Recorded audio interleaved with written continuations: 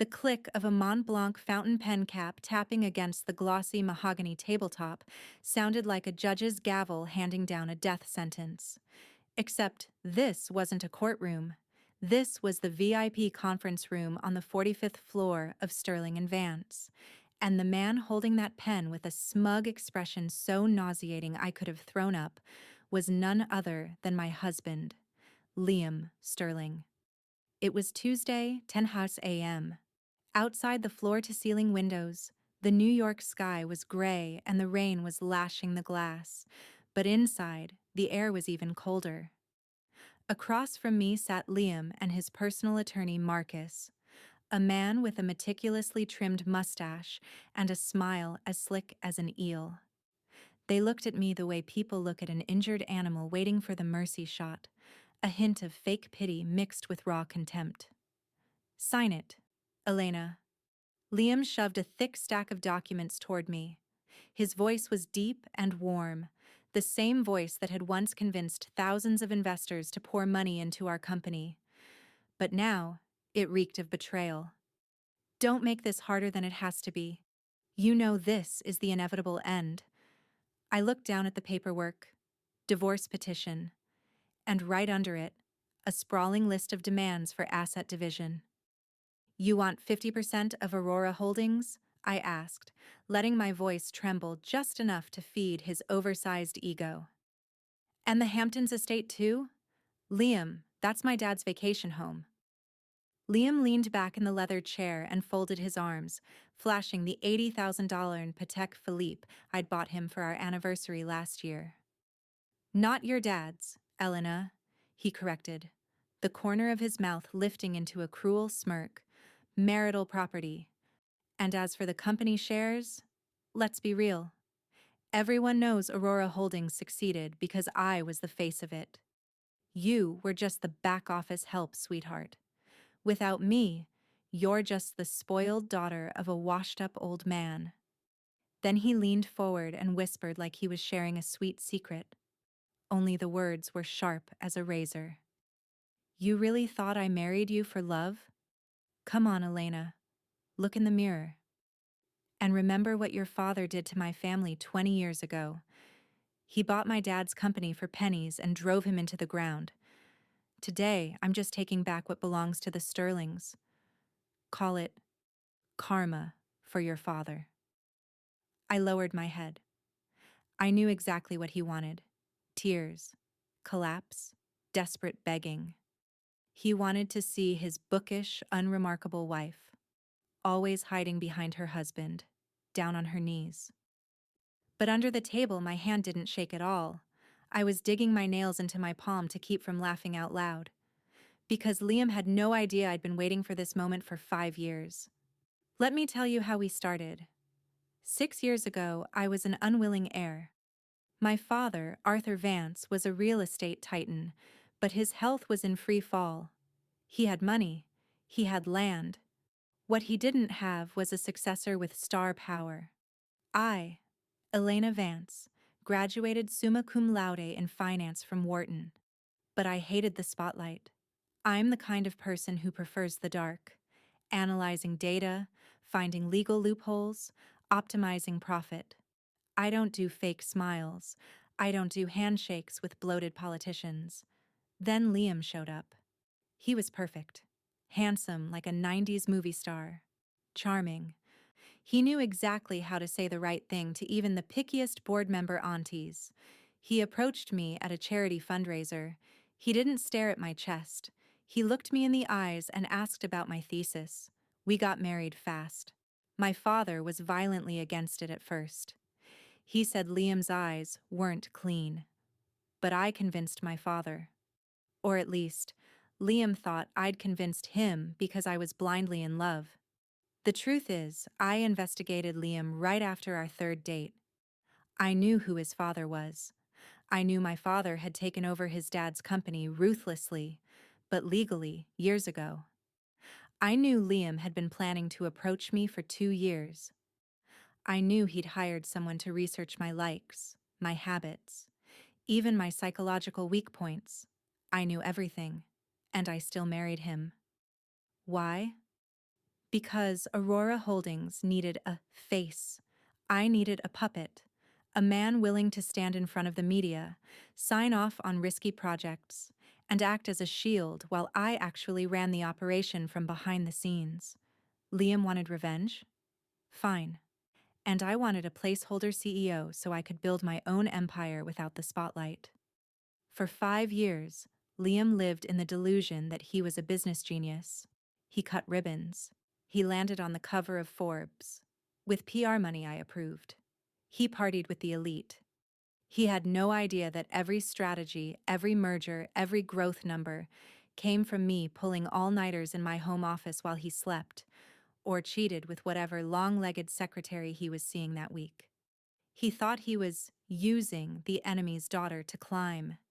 In reality, he was just a pack mule dressed up in a royal cloak.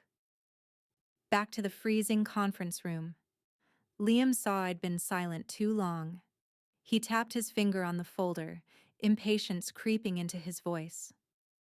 Don't try to stall, Elena. Your dad is bedridden in the hospital after a stroke last week, thanks to the news about company losses that I, accidentally, leaked. You have no one protecting you. Sign it, and you might still keep a little money to live out the rest of your life as a lonely old spinster. He mentioned my father. Anger flared in my chest like blue fire, but I forced it down and turned it into sharp, cold focus. You're right, Liam. I lifted my head, my face completely calm, no tears. His smile twitched for the first time.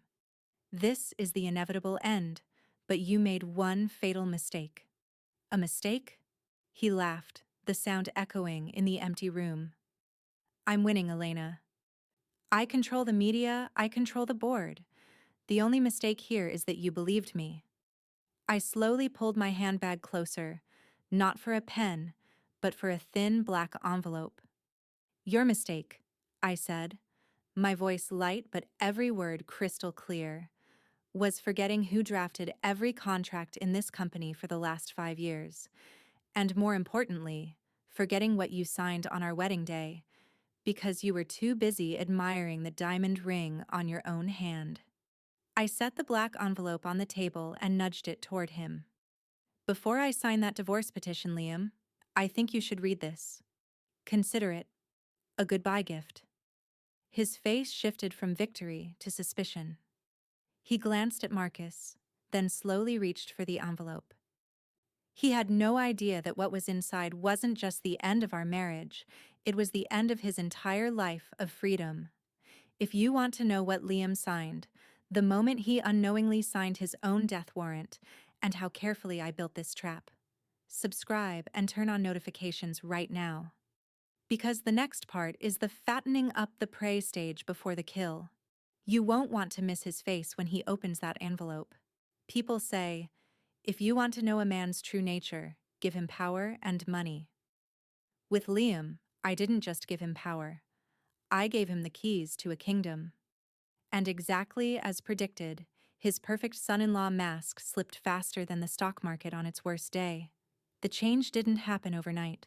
It came slowly, like poison seeping in. In the first year, Liam still played the role. He brought me coffee every morning. He asked about my father's health. But by the second year, after Aurora Holdings won a $200 million port redevelopment bid, a deal I'd spent 6 months lobbying for under Liam's name, his ego started swelling until it couldn't fit through the mansion doors. The first sign was contempt. He used to ask my opinion about everything. Now he interrupted me at family dinners. You only know textbook theory, Elena, he sneered when I warned him about cash flow risks on a new deal. Real business takes boldness. That's why I'm the CEO, and you're just the CEO's wife. Then came the reckless spending. He bought a bright red Ferrari on the company card under travel and client entertainment. He threw debauched yacht parties in Miami every weekend, where champagne flowed like water and bikini models drifted around like decorative fish. I wasn't invited. He said it was networking and that the environment was too loud for an introvert like me. But the peak of the humiliation was when Tiffany showed up. Tiffany, 23. An Instagram influencer with pumped up lips and a hollow brain. Liam appointed her Director of Public Relations at $150,000 a year, even though her only real experience was taking selfies with bubble tea. To make room for Tiffany, Liam fired Mr. Henderson, our elderly CFO, a man who had worked for my father for 30 years. "He's too old school, Elena. We need fresh air," Liam said, tossing the termination letter onto my desk like a challenge. That day, I watched Mr. Henderson pack up his things in tears. The whole company whispered. They looked at me, the real power, with pleading eyes. They expected me to storm into the CEO's office, slap Liam across the face, or make a scene like some cliché jealous wife. But I did nothing. I stood by the window, rolling my wedding ring between my fingers, my face blank. Liam's arrogance grew. He thought I'd been fully domesticated. He thought I was afraid of losing him. He thought I was a quiet little rabbit accepting my fate so I could protect the family name. Idiot. He didn't understand that rabbits don't hunt. But I do. That very night, while Liam snored with Tiffany's cheap perfume still clinging to his shirt, I started my campaign. I didn't fight over him. Fighting over a cheater is what powerless people do, using emotion to solve problems. I used data. I turned my silence into a lethal weapon. Every night from 1 a.m. to 4 a.m., I logged into the company server using a root admin account Liam didn't even know existed. I installed a keylogger. I knew every password change, every email he sent, and every flirty message he exchanged with Tiffany on Signal, the secure app he thought made him untouchable. I extracted financial records. Every cent he pulled from corporate funds to buy Tiffany a Hermes bag, rent a 5-star hotel suite, or pay fake consulting fees into his brother's secret account. I downloaded, printed, and filed into a red binder. I collected proof of the affair. No private investigator needed. The company Ferrari's GPS, which he thought was his toy, recorded exactly where he parked and for how long. Tiffany's apartment? 3 times a week. Average duration? 2 hours. The more he misbehaved, the thicker my file got. I watched him fire more talented people to hire his drinking buddies. I stayed silent. I watched him sign high-risk contracts for kickbacks. Silent. I watched him parade Tiffany at product launches, calling her his right hand, while introducing me as the wife holding down the home front. I smiled and nodded. My patience made him completely careless. He thought I was too stupid to notice he was hollowing out the company so he could eventually kick me out. But the real weapon, the nuclear option that let me sleep at night, wasn't the cheating evidence or the embezzlement. Those were just appetizers for destroying his reputation later. The real warhead sat in a hidden drawer at the bottom of my safe. It was an old document signed on February 14th, 3 years ago, Valentine's Day. That day, I played him like a violin. I told Liam the company needed restructuring to reduce taxes and prepare for an IPO. I handed him a 200-page stack titled Amended Shareholder Agreement and Internal Operating Bylaws. At the time, Liam was drunk on the high of a new contract and expensive wine. He skimmed the first page and asked, "Does this give me more voting power?" "Of course," I lied without blinking, pouring him another glass. "You'll be chairman for life." On paper. He laughed and scribbled his signature on the final page without reading page 147, the most important page of all. A tiny clause printed in microscopic font, Special Buyback Trigger Clause. He never read what he signed.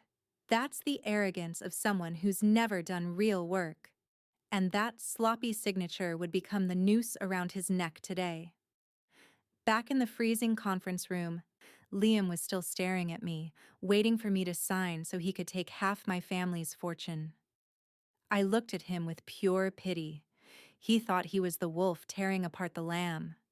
He didn't know he'd stepped into a slaughterhouse, and I was holding the sharpest knife.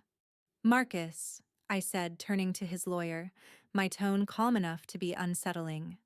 As an attorney, you know the most basic rule. Always read the original contract before you walk into court. Right? Marcus frowned. A bad feeling crept in. He hurriedly grabbed the black envelope I'd pushed across the table. What do you mean? Marcus asked, his hand starting to shake as he opened it. I mean, I leaned back and crossed my arms, my gaze drilling into Liam like a blade. My husband doesn't own 50% of this company. In fact, based on what he signed 3 years ago, he doesn't even own the chair he's sitting in. Marcus pulled out the paper. His face went pale the instant he read the title. Liam lunged forward and snatched it from his lawyer's hand. What the hell is this? The curtain was falling, and the hunt was beginning. The silence in the room was so heavy you could hear the central air system humming. Marcus, the seasoned predatory lawyer, was reading the document, and I took my time watching the color drain out of his face. Pink to pale, pale to gray, like ash. Liam, on the other hand, still didn't understand what was happening. The entitlement of a man used to getting his way made him furious. What the hell is this, Marcus? Liam snapped, yanking the paper from his lawyer.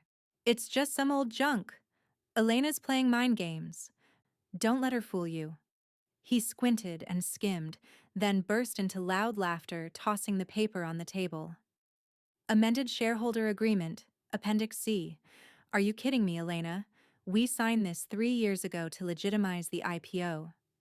What does it have to do with divorce and asset division today? I didn't answer right away.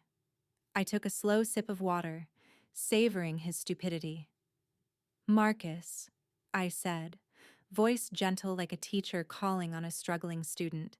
Can you explain to your client what Clause 147, Section B, Subsection 4 means? Or should I? Marcus swallowed hard. His Adam's apple bobbed. He looked at Liam, and his voice came out shaky. Mr. Sterling. Liam. You should read that part carefully. Liam frowned, suspicious, then lowered his eyes to the paper again. I began reciting the clause from memory, word for word, my voice echoing through the quiet room, my eyes never leaving his face. In the event that the chief executive officer, CEO, or a Class B shareholder commits a serious ethical violation, including but not limited to public adultery that damages the company image, embezzlement of corporate funds, or reputational harm to the brand, then I paused, just long enough to twist the knife. The buyback right shall be automatically triggered. The founding shareholder, that would be me, Elena Vance, shall have the right to repurchase all shares held by the violating party at the original nominal value. Liam's head snapped up. His eyes bulged. What? Buyback? What's the nominal value? I smiled. A sweet, lethal smile. $1. For all of it. The room didn't explode out loud, but it detonated inside Liam's mind.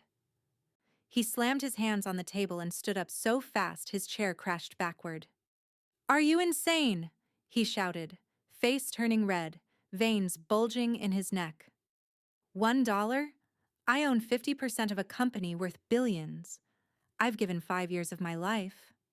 You think some trash paper I signed can steal my work? What court would accept a clause this ridiculous? I stayed seated. I didn't flinch. Sit down, Liam. Don't embarrass yourself further, I said coldly, and let me correct you on 2 things. First, I raised one finger. You didn't sign it drunk. You signed it in front of 3 witnesses. Me, the former general counsel, the one you fired, but I kept close, and a state notary. Security cameras captured you smiling and saying, I'll sign anything for the company to grow, babe. Remember that? Second, I raised a second finger. Legally, this is a commercial contract, not a marriage contract. You signed it as a business partner, not as a husband. This state's commercial law is clear. Contracts rule. You agreed to sell your shares back for $1 if you harmed the company's image. And guess what? I pulled a thick stack of photos from my bag and tossed them onto the table. They scattered everywhere. These weren't blurry spy shots. They were sharp, 4K images. Liam wrapping his arm around Tiffany as they walked into a hotel. Liam wasted, vomiting outside a bar while wearing a suit with the company logo. Liam signing a company check to pay a Las Vegas casino. You violated that clause not once, but hundreds of times, I continued, my voice hardening. And under the contract you signed, the moment you swiped the company card to buy your mistress a diamond necklace on May 12th last year, the buyback right was triggered. Liam froze. He stared at the photos, then turned to Marcus like a drowning man reaching for a lifeline. But Marcus only lowered his head, wiping sweat from his forehead with trembling fingers. He knew this case was dead on arrival. A tight commercial agreement, notarized with clear evidence of violation. No judge would side with Liam. But Liam still wouldn't give up. His arrogance wouldn't let him accept defeat easily. He let out a twisted, forced laugh. Fine, Elena. You're good, he hissed through clenched teeth. Let's say you get the shares back. But you forgot one thing. I'm still your husband. Assets created during the marriage still get split. You can buy back the shares for $1. But the real value is still marital property. I'll drag you through divorce court. I'll stretch this out 5 years, 10 years. I'll rot your company with scandal and litigation. I'll tell the press you set me up. Your dad is paralyzed in a hospital bed. Do you really think he can take watching his daughter get shredded by the media? He leaned in, bracing both hands on the table, shoving his face close to mine. You want to keep your money? Fine. But the price is the Vance family name. I'll pull you and your old man into the mud with me, unless you rip up that paper, and we renegotiate 50-50. I stared into his eyes. He thought he was threatening me. He thought I was still the fragile heiress terrified of bad press. He didn't know I'd been waiting for this exact threat. It was the last piece I needed to close the coffin. You think you can fight me with the media, Liam? I asked, my voice dropping to a dangerous whisper. You think you're the star? No, Liam, you're a supporting character. I turned to the laptop sitting in sleep mode on the table, opened it, and rotated the screen toward him. You threaten to drag this out? You threaten to smear my family? Go ahead, but before you do, look at this number. On the screen wasn't a financial chart. It was another PDF, a forensic audit report I'd secretly commissioned from an independent firm over the last 6 months. You think I stopped at taking back the shares? I let out a thin smile. Liam, you embezzled a total of $3.4 million from company funds. You evaded personal income taxes for 4 consecutive years. And worse, you used company accounts to launder money for your brother's sports betting ring. Liam's face went white. This isn't a civil divorce issue anymore, Liam, I said, each word nailed into the air. This is criminal. The FBI loves cases like this. You're lying, Liam stammered, backing up until his legs hit the chair and he almost fell. I never lie about numbers. I snapped the laptop shut. And now I'm going to give you a choice. An ultimatum. I glanced at my watch. You have exactly 60 seconds to decide where your life goes next. The huge conference room suddenly felt like it shrank, airless as a matchbox. Liam stood there, sweat beading on his forehead and running down his temples. His eyes darted wildly from the laptop to Marcus, then back to me, the wife he'd dismissed as a harmless bookworm. 60 seconds starts now, I said, voice iced over, eyes flicking to the Cartier on my wrist. Are you blackmailing me? Liam snarled, but the authority was gone. What was left was naked fear. No, Liam. Blackmail is when I demand something that isn't mine. This is me offering you mercy, I said, smiling, but my eyes didn't. You have 2 options. Listen carefully, because I'm not repeating myself. I raised my index finger. Option 1, You walk out that door and keep fighting. I immediately send this audit file to the FBI and the IRS. With $3.4 million in embezzlement and money laundering, plus falsified financial statements, my attorney estimates you're looking at 15 to 20 years in federal prison. You lose everything: your freedom, your reputation, and of course your little mistress Tiffany, who won't be waiting for you when you get out. Liam swallowed hard. He knew I wasn't joking. I never joked about numbers. I raised my middle finger. Option 2. You sign this divorce and this share transfer agreement right now. You admit you violated the contract and return all your shares to me for $1. In exchange, I keep the criminal file confidential. I don't call the police. You walk out of here free, keep the Ferrari, fully depreciated, and keep your clothes. Not a cent in cash, no alimony, no other assets. 40 seconds. The tension felt like a wire about to snap. Liam spun and grabbed Marcus by the shoulders, shaking him. Marcus, do something. You're the best lawyer in New York. She can't do this. Sue her for invasion of privacy. Sue her for installing spyware. Marcus peeled Liam's hands off and took a step back. The shark was smart enough to know when the ship was sinking. Liam, Marcus said quietly but firmly, if what's in that laptop is real, I can't defend you. Money laundering is a major felony. In court, you'll lose everything. And worse, your assets will be frozen immediately during the investigation. You won't have money to pay my retainer. Marcus's words were the final knife. Liam stared at him. This man he'd paid hundreds of thousands of dollars to protect him, now washing his hands clean. 20 seconds, Liam, I reminded him, pen ready in my hand. Federal prison doesn't have a golf course. Liam's breathing turned ragged. He stared at the folders on the table. 5 years of effort. Every revenge plan against my father. Every fantasy of his own empire, all of it dissolving right in front of him. He looked at me with hatred, but beneath it was helpless despair. He finally understood that he had never been the chess player. He'd been a disposable pawn on my board. You're a snake, he whispered, voice shaking. Thank you, I said flatly. 10 seconds. 9, 8, 7. I started counting down, steady and merciless.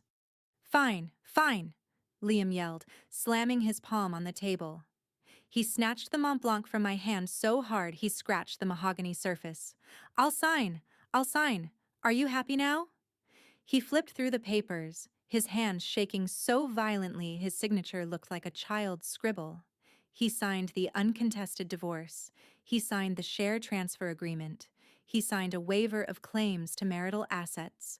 And finally, he signed a non-disclosure agreement forbidding him from saying anything about the company or my family, unless he wanted that criminal file sent out. Each signature was a slash across his bloated ego. He signed with his jaw clenched, face turning purple with humiliation. When he finished the last page, he hurled the pen to the floor, breathing like a wounded animal. There, he growled. Now give me the laptop. I want to delete that file. I calmly gathered the signed documents and checked every signature. Perfect. Clean. Legally airtight. I had reclaimed 100% of the company, protected my father's assets, and kicked out my rotten husband without paying him a single dime. No, Liam. I capped the pen and slipped it into my bag. I'm keeping that file. It's my insurance. If you come anywhere near my family, or you run your mouth to the press, the FBI will be knocking on your door the next morning. Understand? Liam went still. He realized he'd be living in fear for the rest of his life. He was in my hand forever. Now, I pointed toward the door. Get out of my office. Security will escort you to the lobby. You have 30 minutes to grab personal belongings from the house before I change the gate code. Liam looked at me one last time. The arrogance was gone. The charm was gone. What remained was a broken man, hunched over, eyes hollow. He turned and walked out. unsteady. Marcus scrambled after him, not daring to look back. The conference room door shut. Silence returned, but this time it wasn't cold. It was sweet. I stood and walked to the window. Outside, the rain had stopped. A weak ray of sunlight fought through the gray New York clouds. My phone buzzed. A message from the hospital. "Your father is awake. He's asking where you are." I smiled. A real smile, bright and relieved. I typed back, "I'm on my way. Tell Dad it's done. We won." But the story doesn't end here. Do you want to know how miserable Liam's life became after he walked away from my kingdom? And what 3 expensive lessons I took from this hell of a marriage? Get ready for the final part. Karma arrives late, but it always arrives. 14 months later. Camera flashes popped like a storm of light as I stepped out of a black Rolls-Royce Phantom. Tonight was the Entrepreneur of the Year gala at the Plaza Hotel, and I, Elena Vance, was the featured cover story in this month's Forbes. I smoothed my red silk gown and breathed in the air of victory. Aurora Holdings had grown 200% since the day I officially took over publicly. Without dead weight dragging me down, the company sailed forward at full speed. My father, now 80% recovered, sat in a wheelchair in the front row, smiling with pride. He had fully retired to enjoy his later years, confident he'd handed the empire to the bookworm daughter he once worried would never survive the spotlight. The night was flawless. Top-shelf champagne, congratulations, respectful handshakes from rivals who once looked down on me. But the most valuable moment didn't happen inside the glittering ballroom. It happened in the parking lot behind the hotel when I was leaving. Snowy rain began to fall. I stood under the awning while a valet went to fetch my car. A man in an oversized hotel uniform, hunched from the cold, hurried over. He kept his head down, hands trembling as he offered me the keys, unwilling to make eye contact with a VIP. "Here's your car, ma'am. Sorry for the wait." That voice, rougher now, weaker, but unmistakable. "Thank you," I said, my tone flat. The valet flinched and looked up. Under the yellow streetlight, I saw the gaunt face, patchy stubble, and dark circles of Liam Sterling. He froze. The keys nearly slipped from his hand. "Elena?" he blurted, voice cracking with shock and shame. I looked him over. The $1 million executive suit was gone, replaced by a cheap, worn uniform. The polished Italian dress shoes were gone, replaced by old canvas shoes soaked with slush. I'd heard that after he left the company, Tiffany dumped him within the first week when she realized he was broke. He fell into gambling, trying to claw his way back, and the debts piled up. No company would touch him because of the whispers, and because of the black file I still held. He sold his watches, his designer clothes, everything to pay what he could, and now he'd drifted here, working as a valet for tip money. "Mrs. Vance," I corrected lightly. Liam swallowed, a pathetic spark of hope flickering in his eyes. He stepped closer, about to speak. Maybe to beg, maybe to tell a sob story. "Elena, I'm really sorry. My life is hell now. Could you—" I didn't let him finish. I raised my window, sealing him off from the warm, clean world inside my car. I pulled a $10 bill, the smallest denomination I had, and slipped it through the narrow opening. "Your tip. Work hard." The window rolled up completely, hiding his face as it twisted with humiliation. My driver pressed the gas. The car glided away into the snowy night, leaving Liam standing there in the freezing rain, clutching $10. That was the sweetest revenge. Not killing your enemy, but letting him live, watching you shine brighter than ever while he's just dust on the roadside. 3. Core lessons from my story. Never underestimate the quiet one. Silence isn't weakness. It's the moment a smart person is watching, analyzing, sharpening their weapon. The loudest person in the room is often the weakest. Read before you sign. Ink can kill. In business and in marriage, there's no room for blind trust. One signature in the wrong place can take your entire life or save you from a losing game. Always keep your hand on the knife handle. Success is the cruelest revenge.